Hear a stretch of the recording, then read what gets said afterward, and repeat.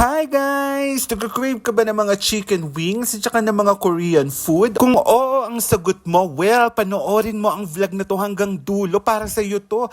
For the exact location, ito ang kanilang Facebook at ang kanilang WhatsApp number. Mapapaanyong wasayo ka talaga dito sa restaurant na to dahil sobrang sarap ng mga chicken wings nila yan at unlimited nga yun. At ito pa, meron silang bambangus na yan. Presenting ang Wings Corner Restaurant na located lang sa Gudaybia at may opang sasalubong sa'yo. At eto yung kanila mga menu ha. At etong mga noodles na to na galing Korea for 1 BD, pwede mong ipaluto sa kanila. At pwede kang mamili ng mga toppings starting from 300 fils to 500 fils. Bonggang-bongga na yan. At eto ha, meron pa silang dumplings na ganyan. So eto nga yung napili ko yung Suta Ramen dahil feeling ko hindi to masyadong maanghang. At eto na nga yung mga chicken wings. Kung gusto mo ng may cheese, eto chili cheese wings. At kung gusto mo naman ng medyo sobrang anghang, hot buffalo wings naman ang para sa'yo.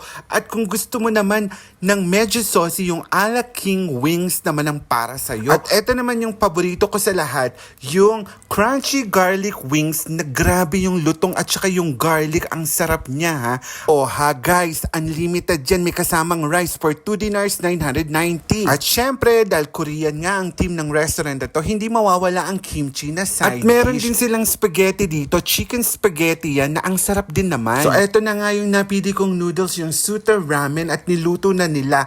Ayan, pag-serve nila dyan sa kaldero na yan nakalagay, ang topping sa pinalagay ko ay itlog.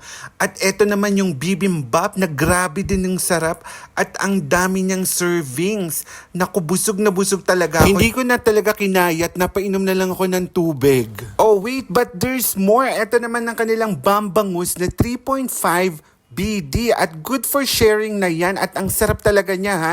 2 to 3 person ang pwedeng maghati-hati dyan sa bangus na yan. O ano guys, ginutom ka na ba? Kaya bumisita ka na dito. Ang timing nila Monday to Thursday 2 p.m. to 12 midnight. Pag Friday, Saturday, Sunday naman 1 p.m. to 1 a.m. Yun lang and thank you for watching!